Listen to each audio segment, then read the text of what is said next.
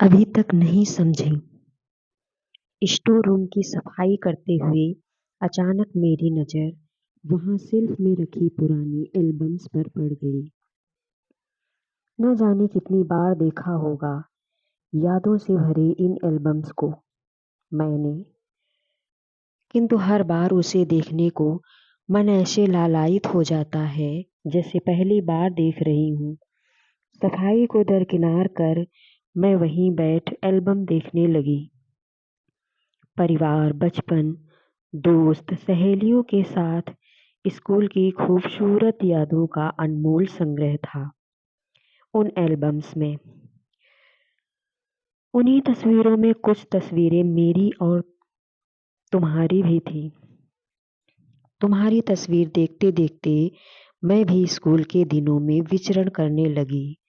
तुम मेरे पापा के अजीज मित्र के बेटे थे। हम एक साथ एक ही स्कूल में पढ़ते थे। तुम मुझसे 1 साल सीनियर थे। पता नहीं तुम्हारे व्यक्तित्व में क्या कशिश थी कि मैं मन ही मन तुमसे प्यार करने लगी।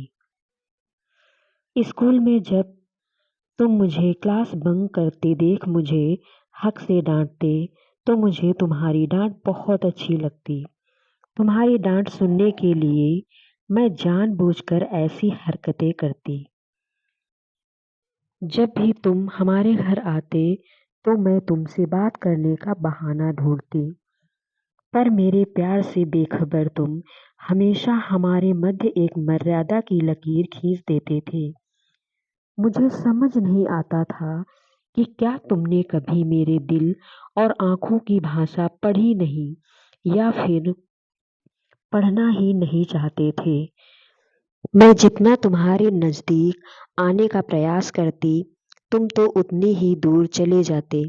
मुझे बहुत बुरा लगता था। इसी आँख मिचौली में बीतते वक्त के साथ तुम्हारा प्यार मेरे दिल में और गहरा हो गया। कॉलेज के बाद हम अपने जीवन के नए अध्याय को पूर्ण करने में व्यस्त हो गए। तुम शहर से बाहर चले गए थे। वक्त अपनी लय में बह रहा था। घर में अब मेरे विवाह की बातें होने लगी थी, पर मेरे हृदय पर तो तुम्हारा एक छत्र राज था।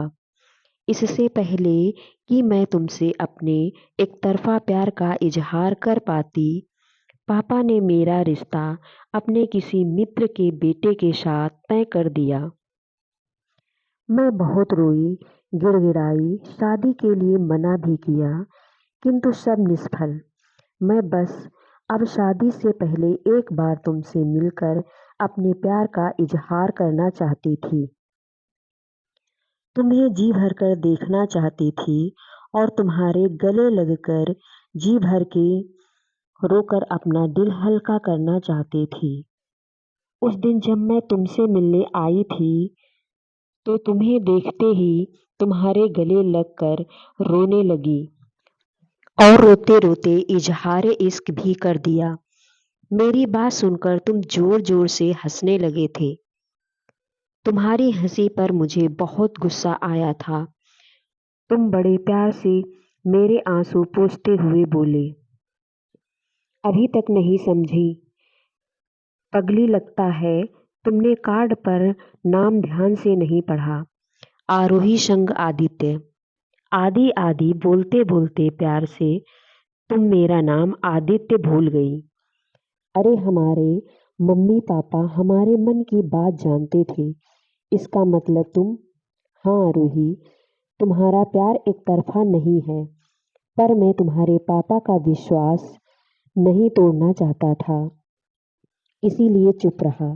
तो फिर अब तैयार हो तुम मिसेस आदित्य बनने के लिए, कहकर तुमने शरारत भरी नजरों से देखा तो मैंने शर्मा कर तुम्हारे दिल पर अपना सिर छुपा लिया था।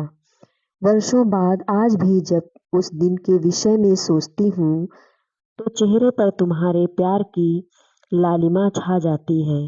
तो दोस्तों, अगर आपको यह कहानी पसंद आई हो तो लाइक एंड सब्सक्राइब अवश्य करें। धन्यवाद।